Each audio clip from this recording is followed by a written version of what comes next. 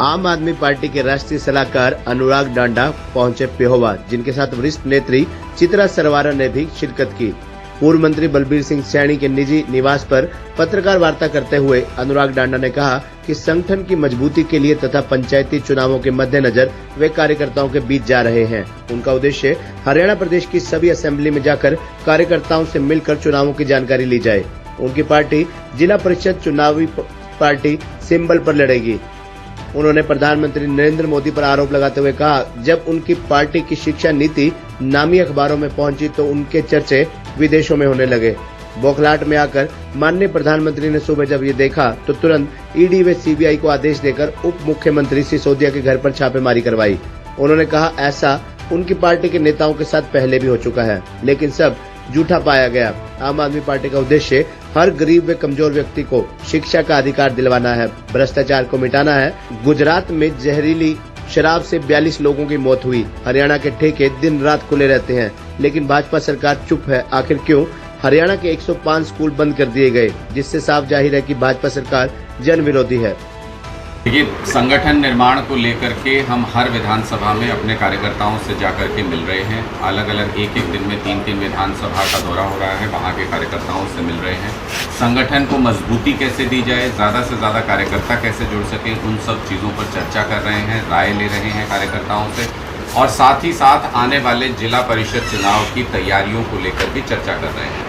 मुझे लगता है कि किसी भी संगठन के लिए सबसे पहले बहुत ज़रूरी होता है कि उनके कार्यकर्ताओं का योगदान क्या है, उनके कितने कार्यकर्ता हैं, ये पहले समझ लेना चाहिए। हर क्षेत्र में अपनी ताकत का आकलन कर लेना चाहिए और उसके हिसाब से फिर संगठन का निर्माण करना चाहिए।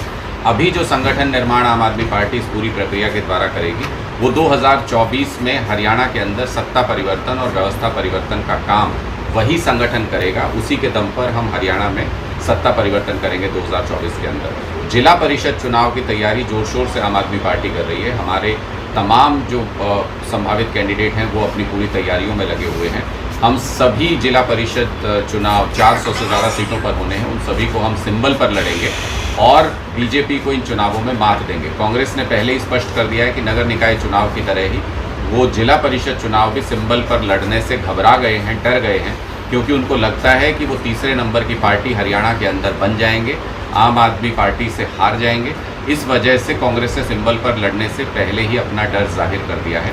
तो इसका मतलब ये कि बीजेपी, जेजेपी और आम आदमी पार्टी के बीच में सीधी टक्कर, बीजेपी जेजेपी गठबंधन और आम आदमी पार्टी के बीच में सीधी टक्कर जिला परिषद चुनाव में होगी, जिसमें इन गाँव के चुनाव में, इन जिला परिषद के चुनाव में हम मात देंगे बीजेपी। देखिए, मुझे लगता है कि ये बीजेपी का शिक्षा विरोधी चेहरा दिखाता है।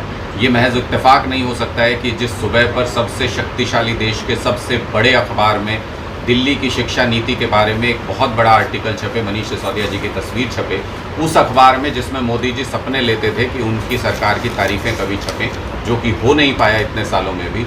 उस अखबार ने जब दिल्ली की शिक्षा नीति के बारे में लिखा और पूरी दुनिया ने उसको पढ़ा, तो मोदी जी सुबह उठते ही उन्होंने देखा कि इतने बड़े अखबार में दिल्ली के स्कूलों की तारीफ छपी है। उन्होंने तुरंत सीबीआई को फ़ोन करके ये कहा कि आप मनीष सिसोदिया के घर जाइए, इनको परेशान कीजिए।